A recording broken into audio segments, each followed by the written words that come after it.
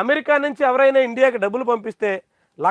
1,00,000కి రూ. 5,000 చొప్పున ట్యాక్స్ చెల్లించాలి. ట్రంప్ ప్రభుత్వం తీసుకొచ్చినటువంటి తాజా ట్యాక్స్.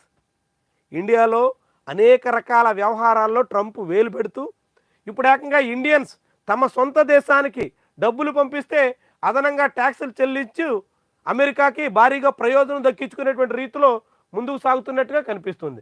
అమెరికా నుంచి డబ్బులు పంపిస్తే ఇకపై పన్ను బాదుడే. విదేశాలకు నగదు బదిలీలపై 5% పన్ను విధిస్తూ బిల్లు తిరస్కరించిన ప్రతినిధుల సభ బడ్జెట్ కమిటీ సవరణలు చేసి మళ్లీ ప్రవేశపెడతామన్న స్పీకర్. బిల్లు అమలైతే ప్రవాస భారతీయులకు భారమే. ప్రస్తుతం అమెరికాలో 45 లక్షల మంది భారతీయులు ఉన్నారు. కొత్త పన్నుతో వీరిపై 13,688 కోట్ల మేర భారం పడబోతుంది. అమెరికా నుంచి దేశంలోకి తగ్గనున్న నగదు బదిలీలు భారత రియల్ ఎస్టేట్ రంగంపై తీవ్ర ప్రభావం పడబోతోంది.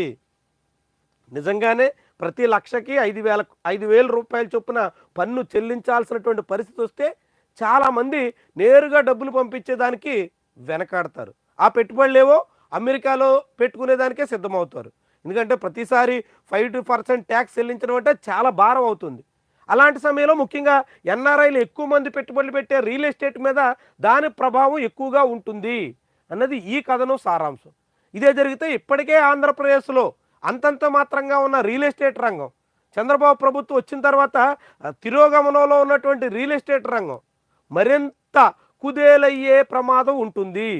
ముఖ్యంగా ఎన్ఆర్ఐలు పెట్టుబడులు పెడతారనే అమరావతిలో చాలామంది ఆశాభావంతో ఉన్నారు.